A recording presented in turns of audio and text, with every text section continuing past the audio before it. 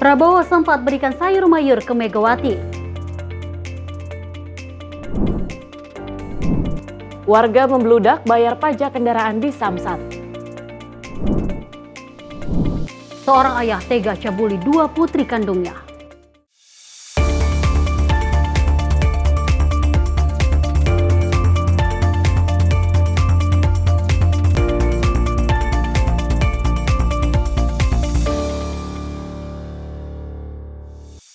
Halo, selamat malam pemirsa. Senang sekali rasanya kita bertemu dalam Menyapa Malam kali ini dengan sejumlah informasi lainnya. Dan pemirsa, selain 4 informasi tadi, kami juga akan mengantarkan sejumlah informasi dan juga kebijakan dan juga kegiatan dari Menteri Kabinet Merah Putih. Selain itu kami juga akan hadirkan informasi seputar peristiwa dan berita olahraga bersama saya Tiara Dianti. Dan saya Dewi Manik. Simak informasi Menyapa Malam untuk Anda.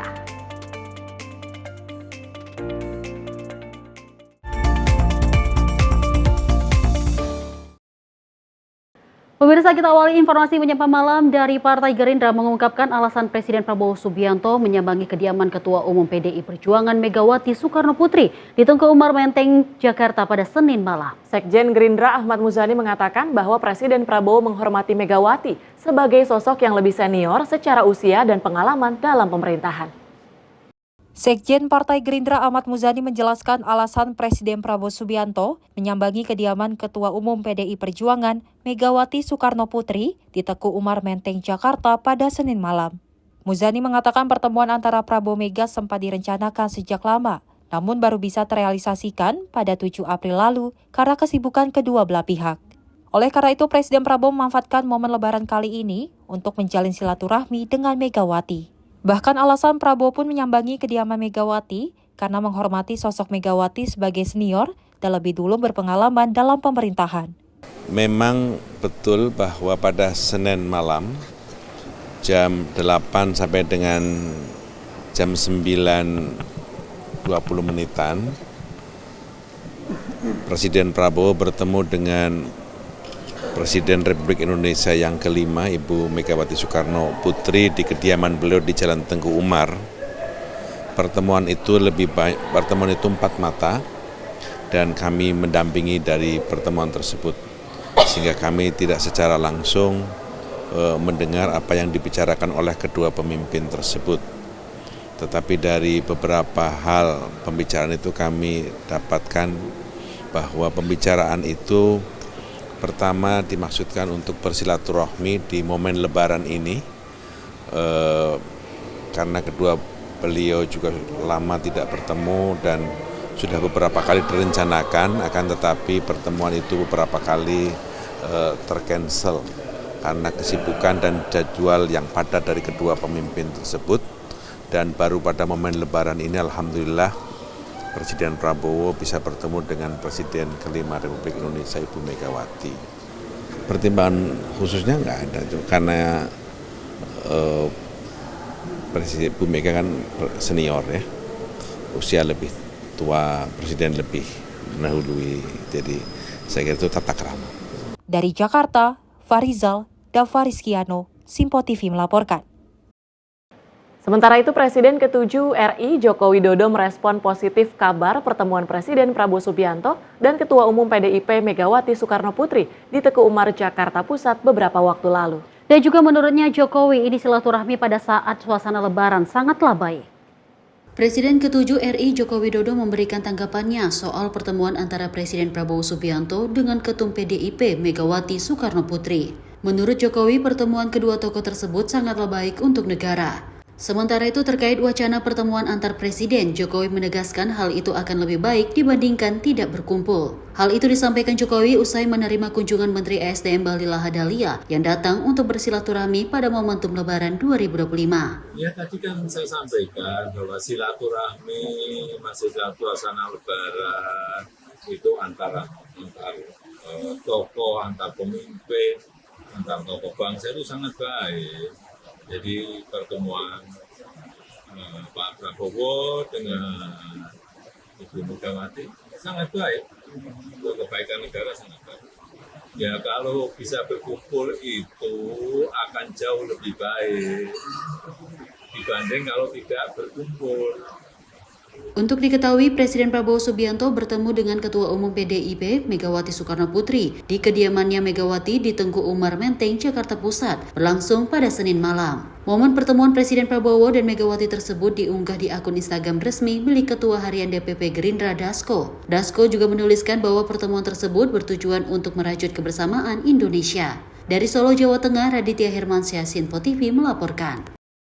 Sementara itu, pemirsa, Sekjen Partai Gerindra Ahmad Muzani ini mengatakan bahwa Presiden Prabowo Subianto memberikan parsel sayur mayur organik untuk Ketua Umum PDIP Megawati Soekarno Putri sebelum terjalinnya pertemuan. Parsel sayur mayur organik yang diberikan Presiden Prabowo ini merupakan hasil dari produksi para petani tanah air. Sebelum terjalinnya pertemuan antar kedua pemimpin tokoh politik, Presiden Prabowo Subianto sempat memberikan parsel sayur mayur organik kepada Ketua Umum PDI Perjuangan Megawati Soekarno Putri. Sekjen Partai Gerindra Ahmad Muzani mengatakan sayur mayur organik tersebut merupakan hasil panen dari para petani tanah air. Ya, sayur mayur adalah sayur mayur dikirim oleh Pak Presiden Prabowo kepada Bu Mega adalah sayur mayur organik.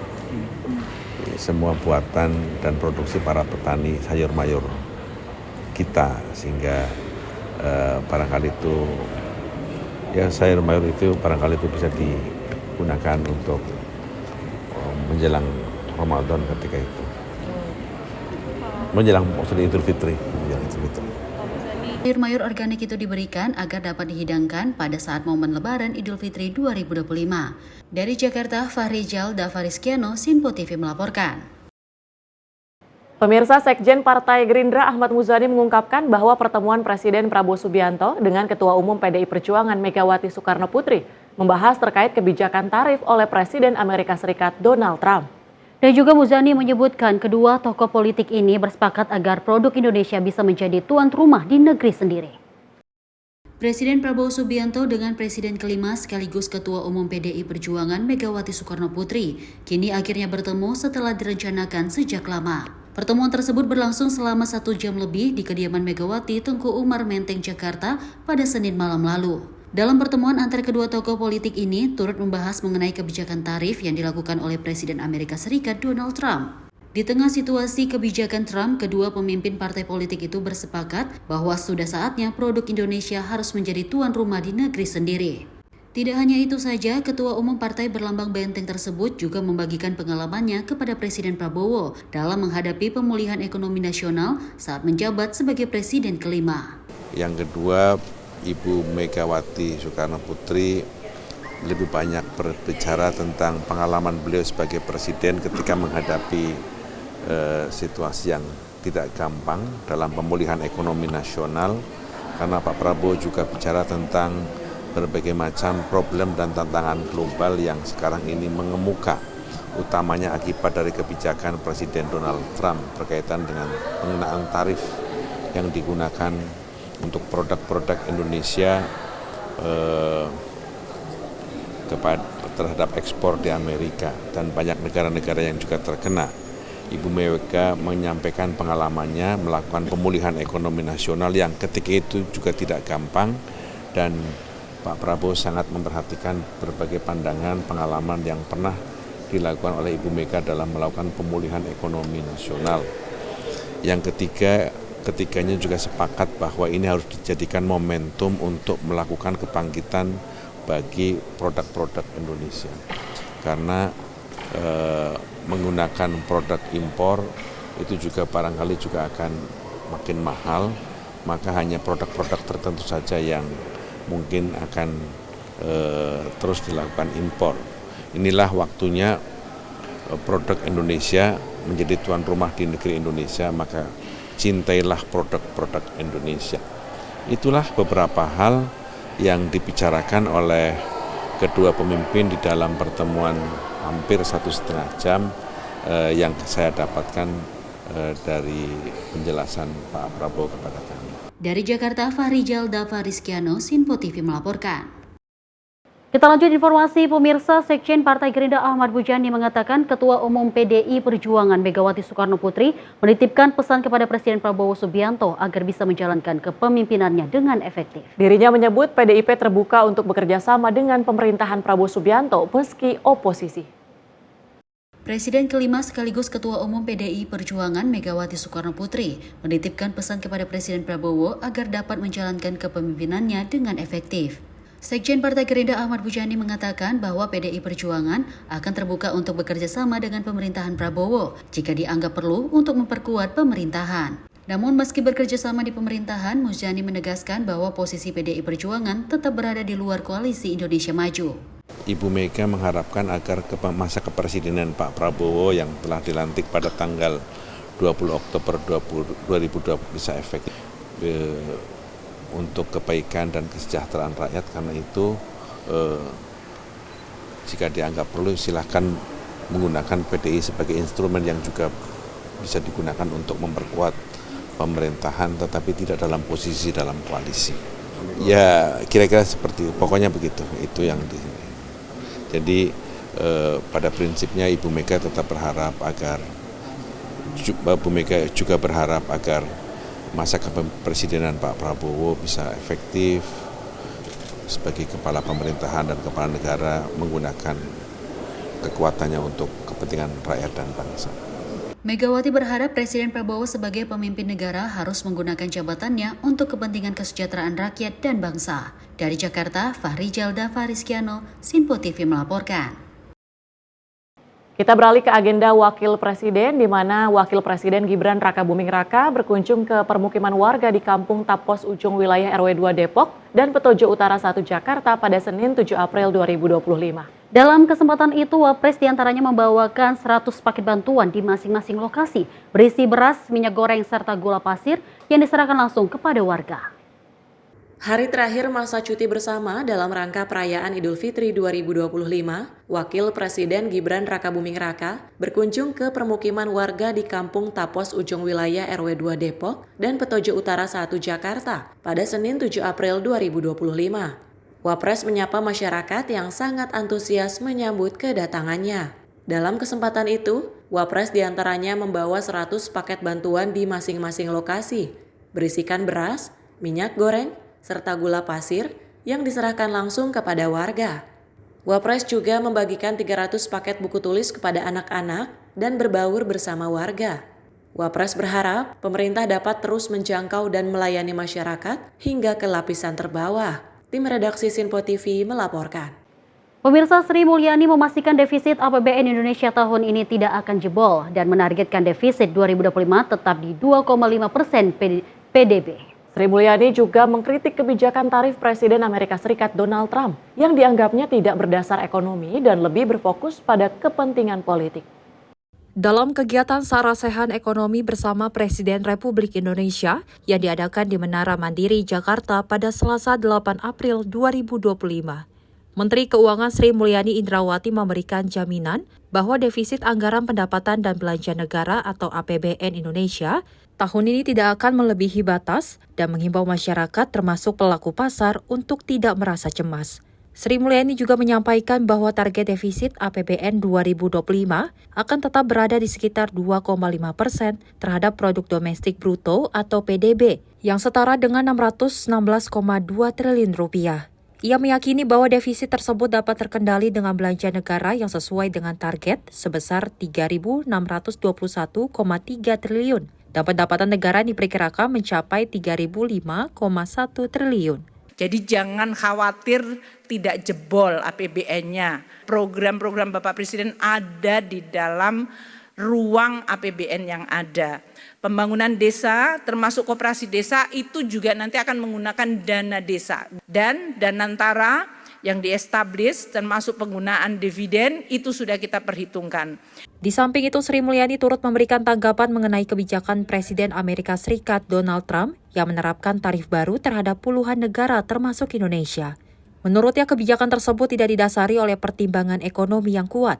Sri Mulyani berpendapat bahwa kebijakan tarif ini lebih berkaitan dengan kepentingan Trump untuk mengurangi defisit perdagangan Amerika Serikat dengan negara lain, sehingga tidak memiliki dasar ekonomi yang solid. Tarif resiprokal yang disampaikan oleh Amerika terhadap 60 negara menggambarkan cara penghitungan tarif tersebut yang saya rasa semua ekonom yang sudah belajar ekonomi tidak bisa memahami. Jadi ini juga sudah tidak berlaku lagi ilmu ekonomi. Yang penting pokoknya tarif duluan. Karena tujuannya adalah menutup defisit. Tidak ada ilmu ekonominya di situ. Menutup defisit itu artinya saya tidak ingin tergantung atau beli kepada orang lain lebih banyak dari apa yang saya bisa jual kepada orang lain. Itu is purely transactional. Nggak ada landasan ilmu ekonominya. Tim redaksi Simpo TV melaporkan. Pemirsa, sejak Rabu pagi warga terlihat antusias memburu emas antam logam mulia di butik Logam Mulia Antam cabang TB Simatupang, Jakarta Selatan. Mereka membeli emas untuk keperluan investasi jangka panjang serta mengantisipasi dampak ketidakpastian ekonomi global. Suasana ramai terlihat di butik Logam Mulia Antam cabang TB Simatupang, Jakarta Selatan pada Rabu pagi. Warga berdatangan dan rela antri sejak pagi hari demi membeli emas logam mulia. Mereka mengaku membeli emas sebagai instrumen investasi yang lebih aman di tengah gejolak ekonomi. Selain itu, banyak di antara mereka yang ingin melindungi nilai aset dari dampak fluktuasi ekonomi global. Di sini mau beli emas buat investasi aja buat masa depan. Masa depan. Ini karena murah apa lagi naik atau lagi turun sih, Pak? Emas?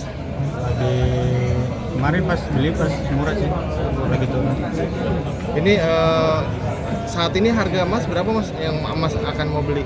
Kalau saya beli yang 10 gram harganya 17 juta, 70. Artinya segramnya berapa? Kurang lebih? Segram kalau hari ini di angka 1.770-an. 70 jutaan ya. Ini memang untuk investasi sendiri, Mas, ya? Iya benar. Baik. Ingin beli emas sih. Beli emas. Iya. Tujuannya beli emas apa tuh, Mas? Ya karena berita kan udah banyak informasi ada krisis dan ya kita coba untuk nabungnya ke emas lah. Apalagi kan mata uang kita katanya udah mulai terjun bebas ya katanya ya. Oh, jadi ada fenomena ada ekonomi global berarti, Mas, ya? Ya. Jadi niatnya untuk beli ya? Ya, ini selain beli itu untuk investasi juga atau seperti apa, Mas? Lebih untuk saat ini sih lebih untuk ngamanin ya, untuk ngamanin. Tapi memang dari sebelum-sebelumnya memang udah rutin untuk membeli emas. Nah kebetulan sekarang pas lagi ada kayak ada kepanikan kayak gini kan krisis nih, makanya kayaknya. Harga emas antam logam mulia per Rabu ini diketahui naik sekitar Rp23.000 per gram. Dengan harga jual menyentuh kisaran Rp1.777.000 per gramnya. Tren kenaikan harga dan tingkat kepercayaan masyarakat terhadap investasi emas diperkirakan masih akan berlanjut di tengah ketidakpastian kondisi ekonomi global. Dari Jakarta, kontributor Simpo TV melaporkan. Pemirsa, jangan kemana-mana, usai jeda kami akan kembali hadir dengan sejumlah informasi lainnya. Salah satunya terkait kualitas udara Jakarta kembali tidak sehat akibat tingginya volume kendaraan pasca libur lebaran atau libur panjang lebaran. Tetaplah bersama kami di Menyapa Malam Simpo TV.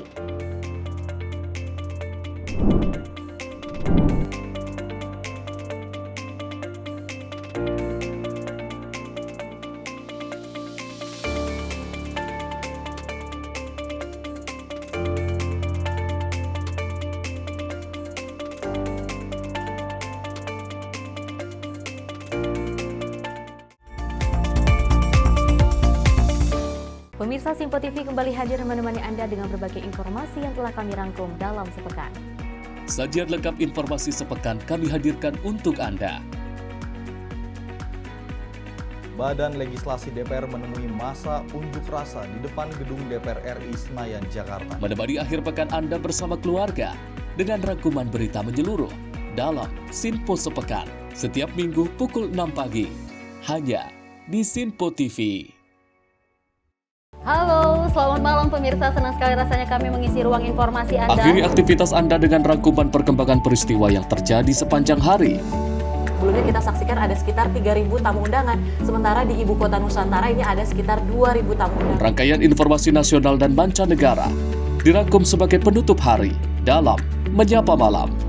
Setiap Senin hingga Jumat pukul 8 malam, hanya di Simpo TV. Halo, selamat pagi pemirsa Simpo TV. Selamat pagi Andi. Selamat pagi, Fen. Beragam informasi terbaru hadir menemani Anda sebelum memulai hari. Itu memang dari Menteri Perhubungan juga mendukung, Betul. dari Menteri Keuangan juga mendukung, dan kita sebagai masyarakat pun juga Harus mendukung. Mengangkat isu yang tengah menjadi pembicaraan paling hangat. Semarakan pagi Anda bersama Menyapa Pagi. Setiap Senin hingga Jumat pukul 6 pagi, hanya di Simpo TV. Halo pemirsa Pemirsa, kami kembali hadir dengan sejumlah informasi yang kami himpun dari berbagai penjuru dunia. Rangkaian informasi yang membuat akhir pekan Anda begitu bermakna. Sebuah kelompok di Afrika Selatan memberikan layanan pertunjukan film dengan tenaga surya. Berita yang menjadi sorotan media dari dalam dan luar negeri. Kami hadirkan untuk menemani pekan Anda dalam Sinpo Dunia Sepekan, Sabtu dan Minggu pukul 9 pagi. Hanya di Sinpo TV. Kami hadir dengan rangkaian informasi dari berbagai penjuru dunia. Topik dan isu yang tengah menjadi sorotan mancanegara dikemas dengan lengkap untuk Anda.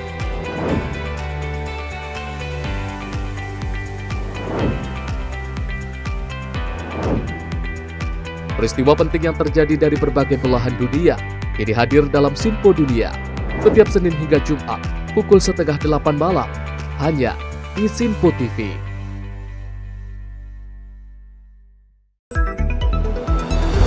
Jadilah yang pertama mengetahui perkembangan terkini seputar informasi dari lembaga parlemen. Punya data nasional, tidak ada satupun backup berarti kan?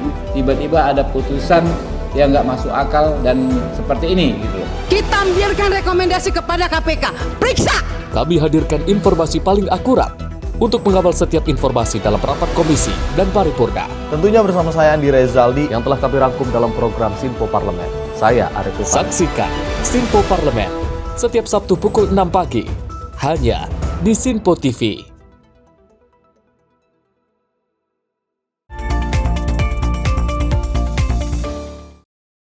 Anda kembali menyaksikan Menyapa Malam, informasi kami lanjutkan. Kualitas udara di ibu kota Jakarta pada Rabu pagi kembali masuk kategori tidak sehat. Data AQR mencatat adanya peningkatan polusi partikulat halus akibat tingginya volume kendaraan pasca libur panjang Lebaran.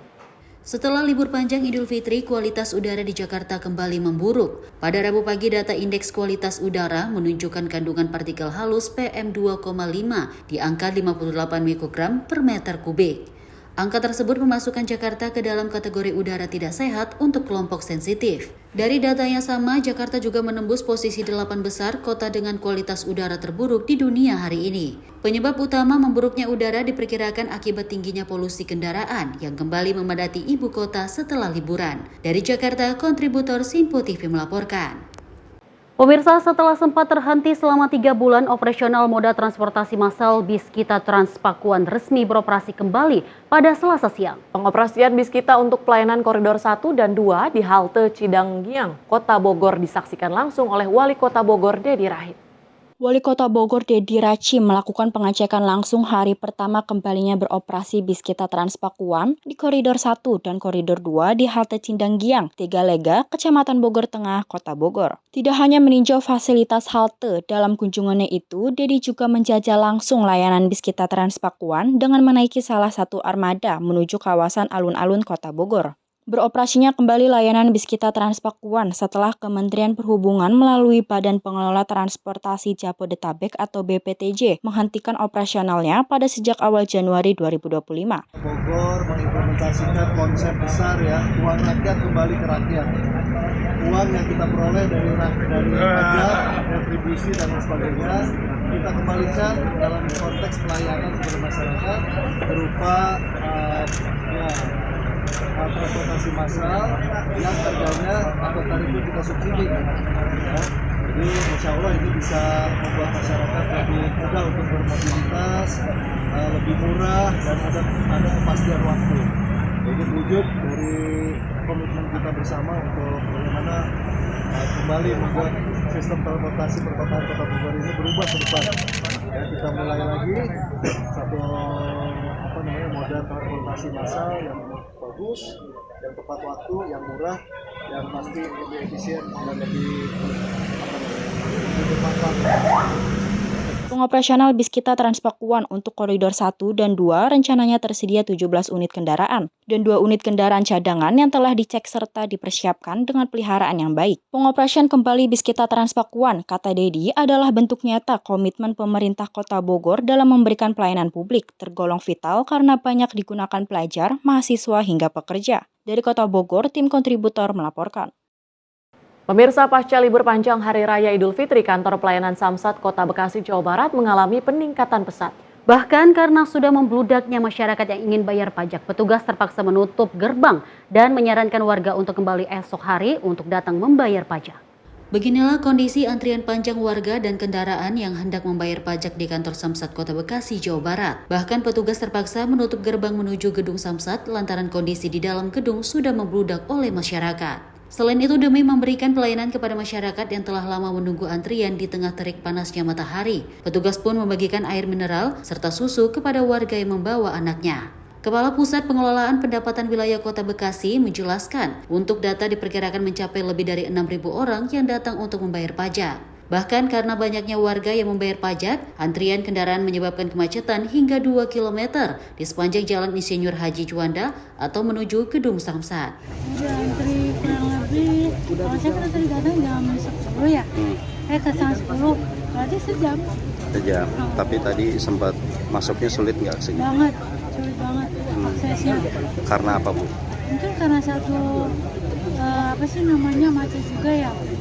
Karena antrian di situ kan dipotong banyak, ada yang jalan ke sana, ada yang masuk ke sini, ada yang belok parkir di luar itu. Ya. Karena terlalu banyaknya ya. Ibu sendiri gimana nunggak pajaknya udah berapa lama? Setahun doang. Oh gitu. Kalian mobil, saya mau lihat sekalian mau lihat mobil, mau ganti kalian. Alhamdulillah. Ya bagus sih buat ekonomi yang di bawah ya, kelas bawah. Bagus juga ngadain begini ya. Semoganya nggak tiap tahun, maksudnya per tahun berapa kali diadain lah. Buat buat orang-orang yang menengah bawah supaya pajaknya mati bisa hidup lagi. Bagus juga sih. Dari jam 10. Jam 10. Ini bawa anak. Bawa anak. Motor emang nunggak berapa lama pajaknya? 2 tahun doang. Ini ada penghapusan pajak, terbantu nggak? Ya, puji Tuhan. Terbantu? Terbantu. Baik. Pasca libur panjang Lebaran Idul Fitri, kita sudah antisipasi sebelumnya, memang pasti wajib pajak akan luar biasa membludaknya dari seperti hari biasa kemarin. Pertama program disampaikan. Dan ternyata terbukti, kalau Bapak percaya, tadi jam 5 subuh aja sudah ada yang mau antri, Pak. Kita baru beres-beres sistem, mereka sudah antri. Dan tercatat sampai dengan jam hari ini, by menit, sudah kurang lebih ada 3.800 wajib pajak yang sudah selesai proses layanannya. Nah, saya perkirakan ini di luar masih sekitar 2.000 sampai 3.000 lah. Masih berlangsung. Nah, untuk antisipasi itu kami juga sudah menyiapkan cek fisik tambahan personil dari Polda Metro. Alhamdulillah kita bagi dua, Pak, yang motor sayap kiri dan sayap kanan yang kena kosong. Kemudian juga kami menyiapkan, takutnya pingsan ya, ada apa, kami sudah kerjasama dengan Pemkot Bekasi, kita disediakan mobil ambulan, tenaga medis juga ada, kita siapkan. Dan di titik-titik tertentu yang ramai kami siapkan minumlah minimal air aqua lah untuk menahan dahaga. Di beberapa titik kita di dalam ada 2 titik, di luar ada 3 titik untuk melepas dahaga teman-teman wajib pajak, untuk memberikan nyaman. Juga di dalam juga banyak anak-anak, Pak, yang bawa anak-anak ini saya sarankan masuk ke dalam karena ruangannya cukup nyaman lah, ada AC-nya. Kita juga bagikan langsung buat anak-anak itu berupa susu lah. Demi mengantisipasi lamanya antrian, petugas pelayanan pun ditambahkan personilnya dari Kepolisian Polda Metro Jaya. Selain itu, demi mencegah terjadinya hal tidak diinginkan karena warga kelelahan, pihak Samsat juga menyiapkan tenaga medis beserta mobil ambulans. Sementara itu, sejumlah penunggak pajak kendaraan mengaku terbantu dengan program pemerintah Jawa Barat tentang penghapusan denda pajak dan balik nama secara gratis. Dari Bekasi, Muhammad Ridwan, Sinpo TV melaporkan.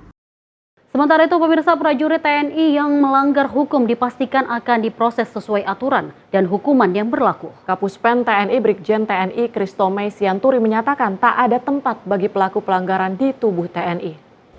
Tentara Nasional Indonesia menegaskan komitmen untuk menegakkan disiplin dan hukum di internal institusi.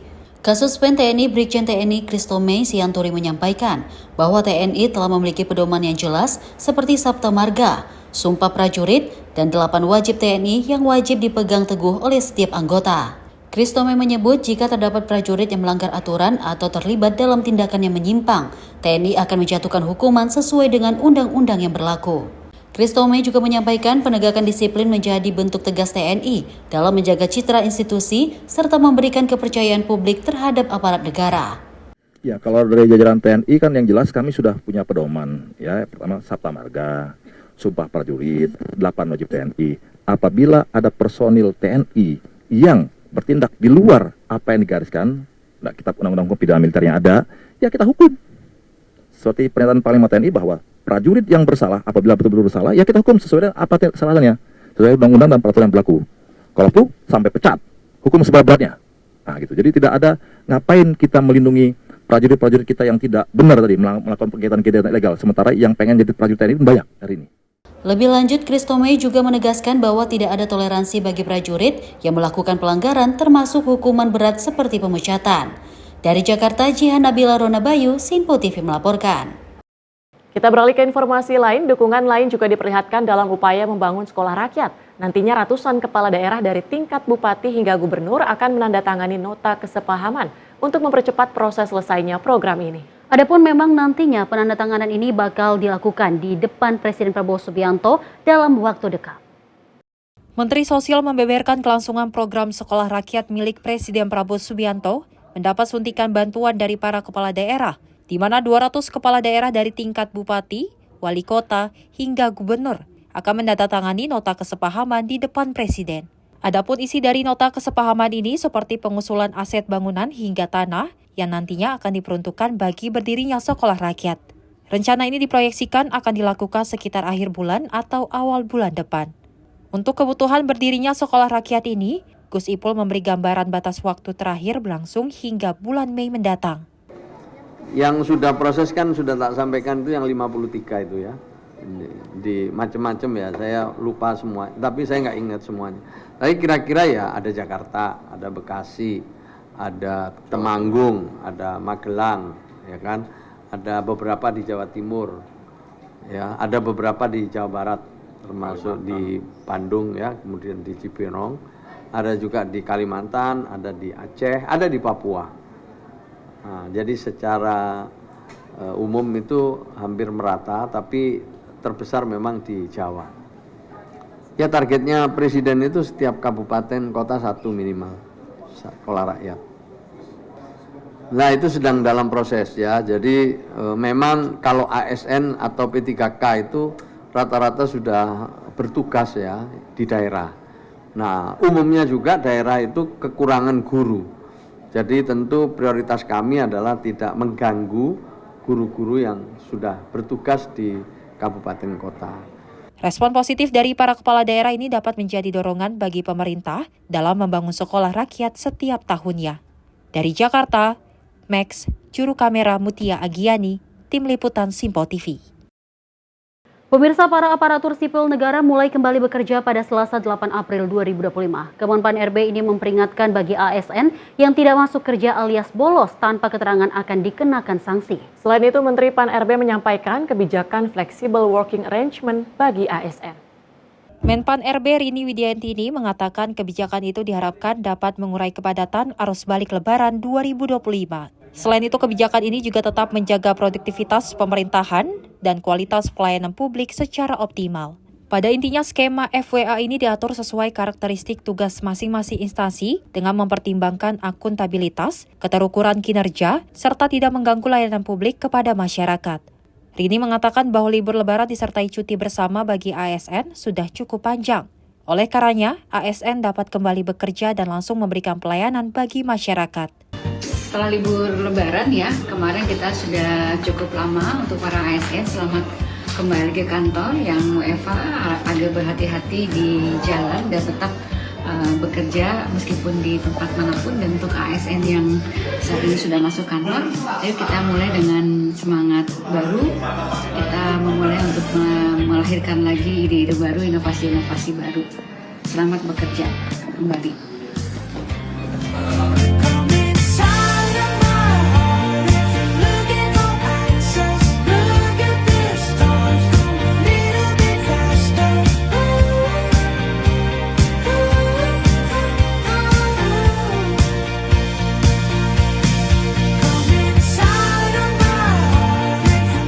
Disampaikan bahwa jika terdapat ASN yang tidak masuk kerja tanpa keterangan, dapat diberikan sanksi oleh PPK sesuai dengan ketentuan yang berlaku.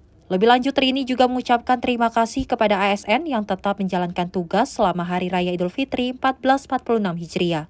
Menurutnya sudah menjadi kewajiban ASN untuk senantiasa memberikan pelayanan terbaik bagi masyarakat. Tim redaksi Sinpo TV melaporkan. Pemirsa, sebanyak 1.090 prajurit TNI resmi diberangkatkan dalam misi perdamaian PBB di daerah konflik. Panglima TNI Jenderal Agus Subianto melepas langsung kontingen Garuda dalam upacara yang dihadiri Kepala Staf 3 Matra TNI di Mabes TNI Cilangkap, Jakarta Timur.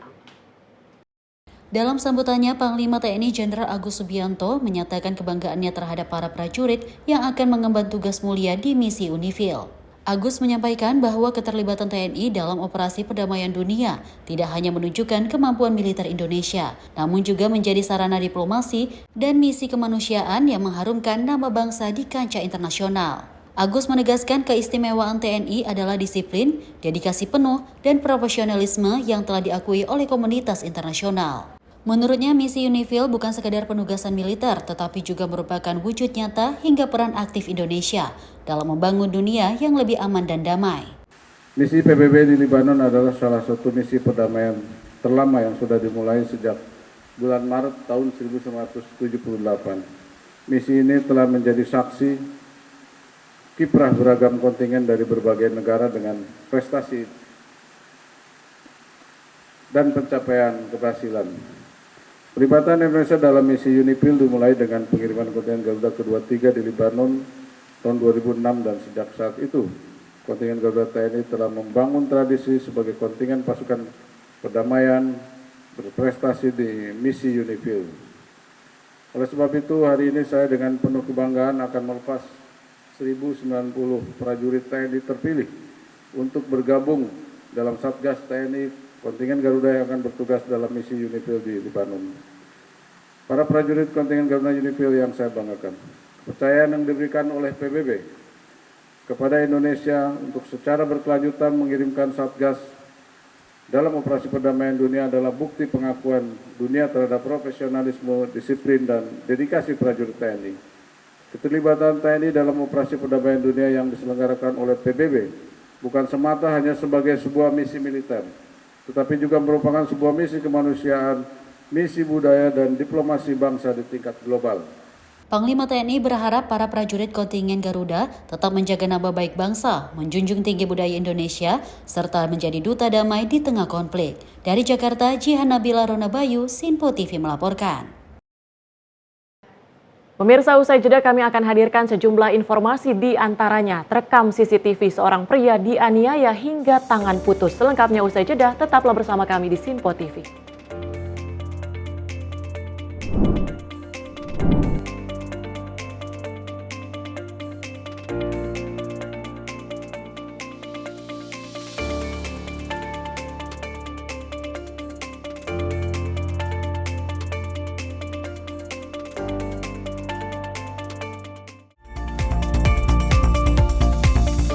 Pemirsa, Sinpo TV kembali hadir menemani Anda dengan berbagai informasi yang telah kami rangkum dalam sepekan. Sajian lengkap informasi sepekan kami hadirkan untuk Anda. Badan Legislasi DPR menemui masa unjuk rasa di depan gedung DPR RI Senayan, Jakarta. Menemani akhir pekan Anda bersama keluarga dengan rangkuman berita menyeluruh dalam Sinpo Sepekan setiap minggu pukul 6 pagi hanya di Sinpo TV. Halo, selamat malam pemirsa. Senang sekali rasanya kami mengisi ruang informasi Anda. Akhiri aktivitas Anda dengan rangkuman perkembangan peristiwa yang terjadi sepanjang hari. Sebelumnya kita saksikan ada sekitar 3.000 tamu undangan, sementara di Ibu Kota Nusantara ini ada sekitar 2.000 tamu undangan. Rangkaian informasi nasional dan mancanegara dirangkum sebagai penutup hari dalam Menyapa Malam.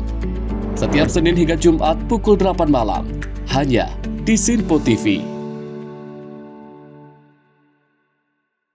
Halo, selamat pagi pemirsa Sinpo TV. Selamat pagi Andi. Selamat pagi, Fen. Beragam informasi terbaru hadir menemani Anda sebelum memulai hari. Itu memang dari Menteri Perhubungan juga mendukung, Betul. dari Menteri Keuangan juga mendukung, dan kita sebagai masyarakat pun juga harus mendukung. Mengangkat isu yang tengah menjadi pembicaraan paling hangat. Semarakan pagi Anda bersama Menyapa Pagi. Setiap Senin hingga Jumat pukul 6 pagi, hanya di Sinpo TV. Halo pemirsa, kami kembali hadir dengan sejumlah informasi yang kami himpun dari berbagai penjuru dunia. Rangkaian informasi yang membuat akhir pekan Anda begitu bermakna. Sebuah kelompok di Afrika Selatan memberikan layanan pertunjukan film dengan tenaga surya. Berita yang menjadi sorotan media dari dalam dan luar negeri. kami hadirkan untuk menemani pekan Anda dalam Sinpo Dunia Sepekan, Sabtu dan Minggu pukul 9 pagi, hanya di Sinpo TV. Kami hadir dengan rangkaian informasi dari berbagai penjuru dunia. Topik dan isu yang tengah menjadi sorotan mancanegara dikemas dengan lengkap untuk Anda.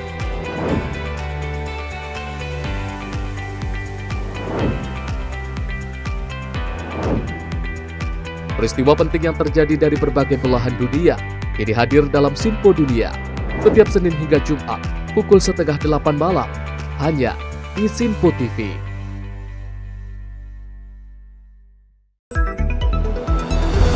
Jadilah yang pertama mengetahui perkembangan terkini seputar informasi dari lembaga parlemen. Punya data nasional, tidak ada satupun backup berarti kan?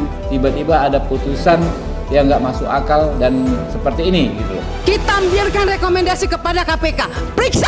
Kami hadirkan informasi paling akurat untuk mengawal setiap informasi dalam rapat komisi dan paripurna. Tentunya bersama saya Andi Rezaldi yang telah kami rangkum dalam program Sinpo Parlemen.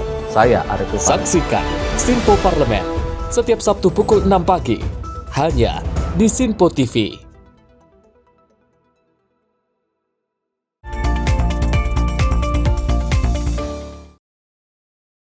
Terima kasih pemirsa, Anda kembali menyaksikan informasi Menyapa Malam dan kita lanjutkan informasi peristiwa berikut ini. Seorang ayah di Kabupaten Bekasi, Jawa Barat tega menyetubuhi 2 putri kandungnya sendiri selama 9 tahun. Dalam menjalankan aksi bejatnya, pelaku mengancam kedua korban dengan mengusir dari rumah jika keinginannya tidak dipenuhi. Seorang kuli bangunan bernama Edi Hartono diamankan Satreskrim Polres Metro Bekasi Selasa sore. Tersangka dengan tega menyetubuhi 2 putri kandungnya sendiri selama 9 tahun. Tersangka melakukan tindak pencabulan terhadap anaknya lantaran sang istri selalu menolak diajak berhubungan badan. Kepada polisi, pelaku mengaku telah menyetubuhi anaknya selama 9 tahun. Tersangka tega mencabuli 2 anak kandungnya sendiri selama 9 tahun. Aksi bejat tersebut dilakukan tersangka di rumahnya di Kampung Ceger, Tanjung Baru, Cikarang Timur, Kabupaten Bekasi. Saat sang istri beraktivitas di luar, pelaku menjalankan aksinya mengancam kedua anaknya tak diberi nafkah dan diusir dari rumah jika tak menuruti hasrat tersangka. Kapolres Metro Bekasi menjelaskan peristiwa pencabulan itu terungkap setelah korban menceritakan kepada ibunya lantaran selalu dijadikan budak birahi oleh ayahnya. Ibu korban yang emosi kemudian melaporkan kasusnya ke polisi. Polisi menyebut pelaku selalu menyetubuhi anaknya secara bergilir di rumahnya. Dalam seminggu, 1 hingga 2 kali aksi pencabulan dilakukan tersangka kepada 2 putrinya. Ironisnya aksi bejat itu dilakukan terhadap anaknya yang masih berusia 10 tahun dan 20 tahun. Dari tangan tersangka, polisi berhasil mengamankan sejumlah barang bukti, diantaranya baju, pakaian dalam, serta selimut. Guna mempertanggungjawabkan perbuatannya, pelaku harus merasakan dinginnya sel jeruji besi dan terancam pasal 81 dan 82 Undang-Undang Nomor 17 Tahun 2016 tentang Perlindungan Anak dengan hukuman maksimal 15 tahun kurungan penjara. Jadi, mendasari pada laporan polisi nomor LPB 1289, tersangka inisial EH alias BB. Ini pekerjaan yang bersangkutan adalah kuli bangunan. Tersangka adalah daripada ayah kandung korban. Korban ada 2. Yang pertama inisial ER usia 20 tahun.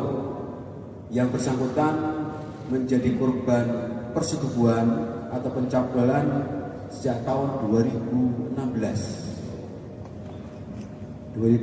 sampai dengan 2025, kurang lebih 10 tahun.